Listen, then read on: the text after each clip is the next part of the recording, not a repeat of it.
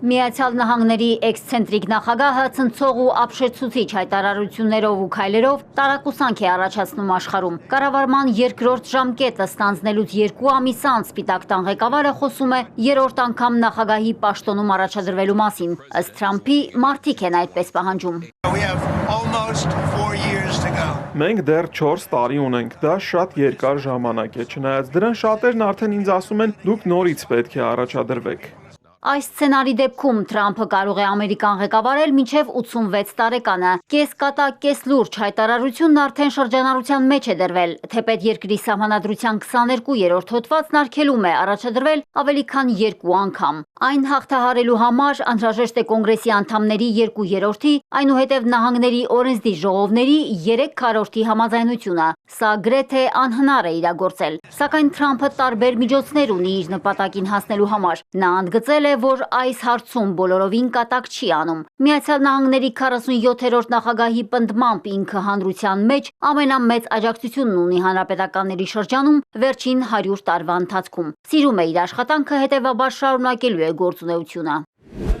Ամերիկյան ու արտասահմանյան լրատվամիջոցների աչքից չի վրիպել Թրամփի անկայուն դիրքորոշումը։ Ռուսաստանի նախագահի հետ լավ հարաբերություններ ունեցող Թրամփը վերջին օրերին անսպասելի վարքագիծ է դրսևորում Կրեմլի ղեկավարի նկատմամբ։ Միացյալ Նահանգների նախագահն ասել է, որ խիստ զայրացած է Պուտինի այն հայտարարությունից, որ նախքան խաղաղության համաձայնագիր կնքելն առաջարկել է ՄԱԿ-ին ստանձնել Ուկրաինայի ժամանակավոր կառավարումը։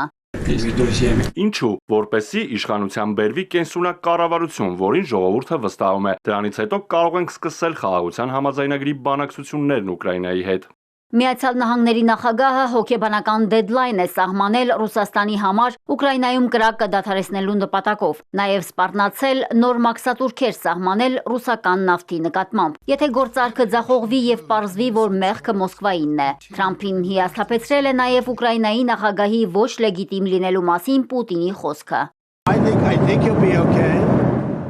Կարծում եմ ամեն ինչ կկարգավորվի, եթե ոչ, ես շատ կհիասթափվեմ Զելենսկու հասցեին վերջին 1-2 օրերին հնչած հայտարարություններից, թե նա վստահելի չէ, բայց դու պետք է գործարքը կնքես նրա հետ, դուր գա դա քեզ, թե ոչ։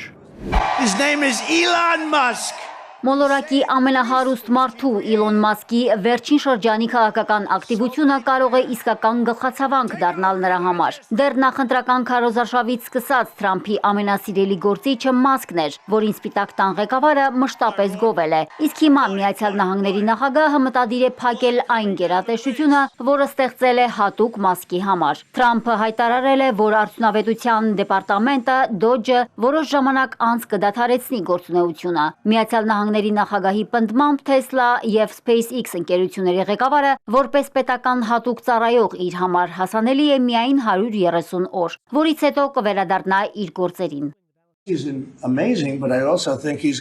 Կարծում եմ նա հիանալի մարդ է, սակայն մեծ ընկերություն ունի եւ ինչ-որ պահի կվերադառնա այնտեղ։ Նրան կպահեմ այնքան, որքան կարողանամ։ Նա շատ տաղանդավոր ու խելացի տղա է, ես սիրում եմ խելացի մարդկանց։ Նա լավ աշխատանք է կատարել։